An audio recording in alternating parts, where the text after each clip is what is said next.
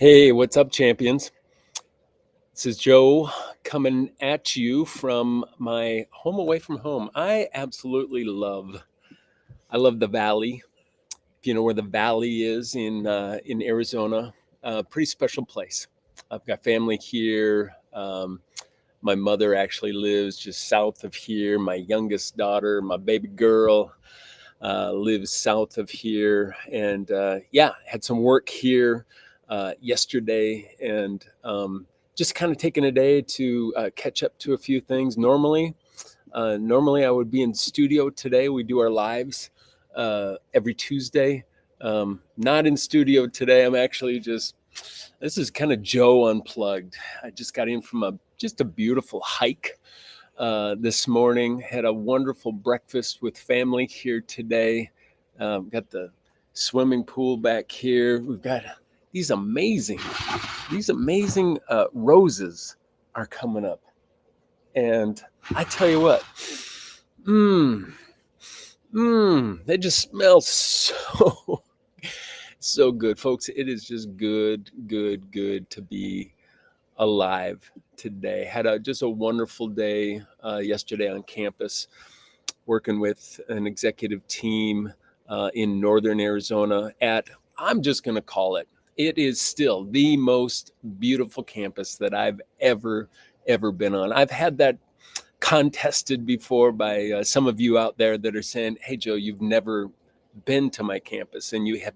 So I just say, put me to the test. let me come see. I'm excited. Wow, it's end of April almost. Well, it is end of it's almost May.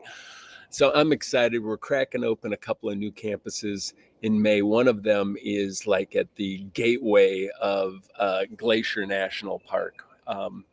Yeah, could very well be the new runner for the most beautiful. But I'm not pushing anybody aside just yet. I love the beauty, just the aesthetic beauty of what's happening on campuses today, but even more so, I love the beautiful things that courageous people are doing on campuses today. And I tell you what, it's a new day. It's a new kind of a new mindset that leaders must have going into this season ahead. We've got,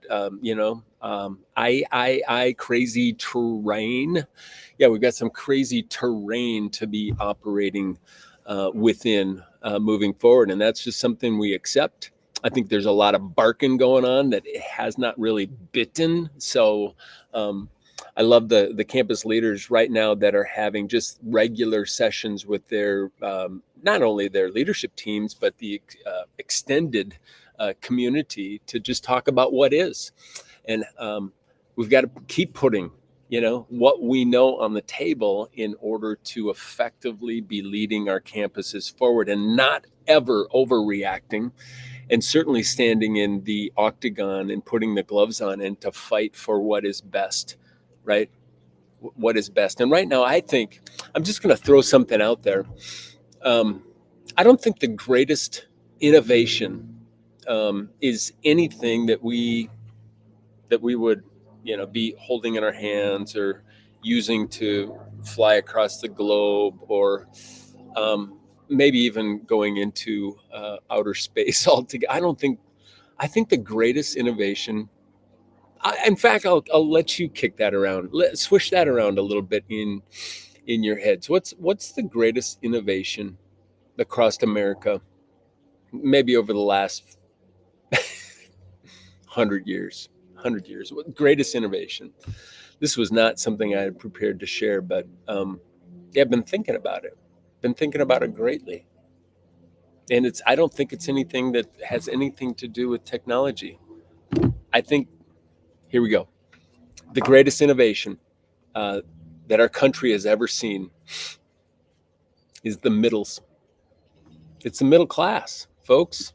It's the middle class that kind of built the foundation of everything that we love. And I was on this trail system this morning, and guess what? It wasn't built by the elites.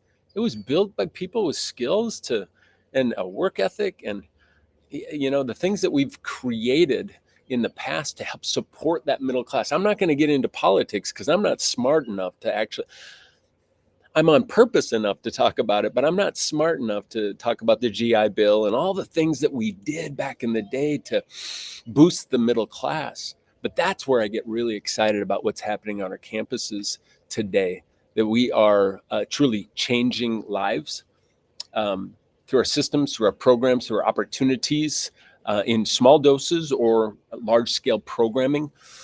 Yeah, I've fallen in love with the beautiful people that are doing that work. So if that's you today and you just happen to be scrolling and you saw that, nope, Joe's not in the studio, what's that guy up to? I'm up to just encouraging you today. This is not our regularly scheduled program. I do have some things that I want to share with you about what we're going to talk about next week, but that's front of mind. And it's certainly front of heart for you today. I appreciate you. I really do. And this is not just rah. It's Tuesday and you've already had a long week, guaranteed. The folks that I was with yesterday, it was Monday and they weren't recovered from Friday yet. The weekends don't give us the recharge. I think our mission, I think the things that inspire us give us the recharge. This is the time to kind of prospect your true leaders across your organizations and those that maybe are just wanting an opportunity to build the resume. You know who your true leaders are. They're the ones that are wearing your team jerseys. They're the ones that are actually tearing up when you're talking about the hard things because they're passionate about the work. Okay. And struggling because of the challenges today. Okay. There's a lot of noise out there. There's a lot of people that are just, I think, just getting fed up and like serving and leading out of resentment. But that doesn't push the needle. We still need to be really brilliant leaders, and that fear and frustration and creativity, they cannot coexist together. So it's the creative leaders that are still your brilliant troublemakers. How about that one? Who are your brilliant troublemakers? Those that are healthy enough to stay brilliant while it's storming out, yet maintain a level of focus to say, it's not even optional. We must look at mission delivery here, and it must happen because our community, wherever your community is, yeah, there's your because statement. And I've talked about that before on the live, is how important your because. If you don't have a because statement, your mission statement, I don't think is powerful enough to really jack people up. You need a because statement. We talked about it again yesterday. I said, what's your because statement? Mission statement, lots of words, because, and it was, you know what, if we didn't exist here, our community industry, the prosperity of our community would diminish greatly, and maybe even just be eviscerated if we did not exist here. And maybe that's you as a K-12 leader, boss. Is the quality of your programs actually ramping up housing prices? House prices are going up regardless, but is it the multiplier effect to say, people are moving into my community because of the value that our system delivers? My equity lens, I don't talk about it a whole lot, but equity to me personally is everyone in your community, not on your campus, across your community, deserves to be served by really healthy leaders. Okay. So how healthy is your team? How healthy is your culture? Right. But not only that, if that manifests appropriately, they also deserve, equity lens, to be served by very reliable systems. Right. There's a lot of slippage. I mean, let's just call it. Let's just be honest. We have a lot of things existing within our system still that are not very efficient. If you just itemize and audit with kind of that business efficiency lens. Yes, many of the programs, it's hard to put metrics to. Many of your processes, it's hard to put metrics to. But if you had to, and I think we're in a season now where we're squeezed to have to, how reliable are your systems? Okay, how healthy are your teams? What do you mean by health, Joe? I mean, how well do you communicate? How well do you connect with each other? Believe it or not, the norm out there is for teams, and this is the latest research. I'm working on another big research plan. We just had a panel that did a full-scale research project for us, and it came back to say communication is suffering across all university, all campus, and many of our K-12 institutions, suffering, like way underperforming. So how well is your campus team modeling and equipping the way of quality communication and connection? It has the impact, I think, the tether line, if you will, of impact to everything else that's most important. Your alignment issues. You can't align unless you have quality communication. You can't align unless you have people that really are connecting in good, healthy relationships, even with conflict, right? Healthy conflict builds trust. So how well are we doing in that department? Communication and connection. It impacts alignment. It impacts just building capacity. You're coming in and andragogy, right? You're doing a lot of adult learning. We're having to build new skills. Well, if we don't do that in an environment where there's good communication and solid relationship with each other, it's just another lecture.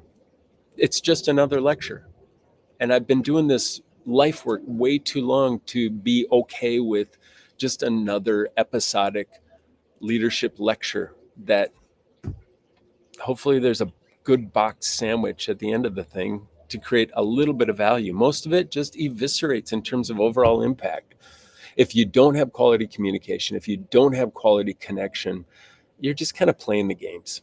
Okay. And I'm growing sick and tired because I also believe that your community deserves so much better than just these episodic coming on in. Everybody gets a certificate because we've graduated from this program where it was just information impartation, right? We just had the learned person with seasoned experience standing before a bored out of their skull group of people, just waiting for this thing to get done so they can get back to their desks and get back to the work. So kind of rambling here. I'm actually going to put a pause. I'm not going to talk about the thing that we're going to dig into next week, but it has a lot to do with creating your preferred future. You as a leader, but also you as a team, and how important that is, because most of us are pretty mindless. We just kind of do what we've always done, or habitually what everybody else is doing, and we call it progress. And I call it hogwash because I'm not seeing the needle move, folks. If your results are not getting better, you've got to stop, drop, and roll. I think an entirely different mindset altogether internally. Kicking off a couple of new campuses in May. And much of this is just about what is that DNA of modern teams, and how are you rolling that into an integrated fashion that actually builds a scalable program that you lead. Okay, I'll come in and I'll help you. I'll help equip you. I'll help model some of these things. But in the end, if you're not equipping your people internally, if you're just having average Joes come on in and do that work for you, you're abdicating. You, leader, especially if you are the boss, you're abdicating. If you hold the CEO and you hold the preferred parking spot on campus, boss, it's your job to build the capacity of your people. Joe, I'm way too busy. You don't understand my schedule. It's back to back to back to back. I'm telling you, you are burning out, but your people are also burning out if we're not building new levels of competencies. And the best kind actually come from and experience from the inside.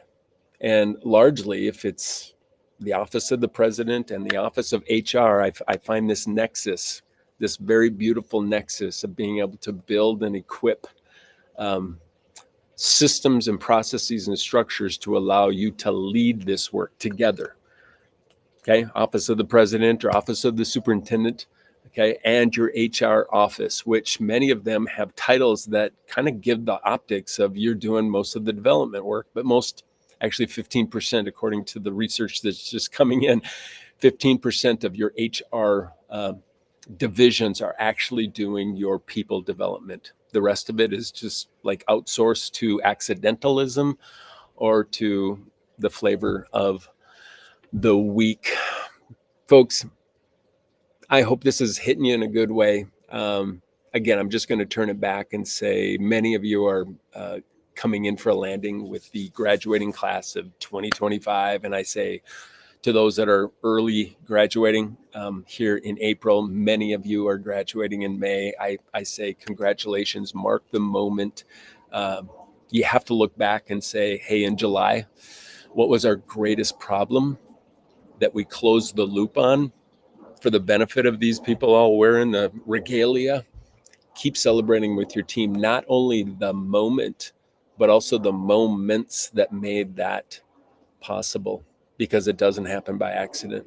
It does not happen by accident. And that is why I am in love with you and in love with the work that you do. I'm going to get back to a little bit of fun today, but I also have quite a list of things that I need to check off as well, and then get to fly home to my beloved Miss Becky, who is also getting ready to celebrate a graduation with her team coming up in May. So hope you're doing well. Keep your dukes up. Keep fighting the good fight, you brilliant troublemakers, you. And until next week, be well and keep her moving.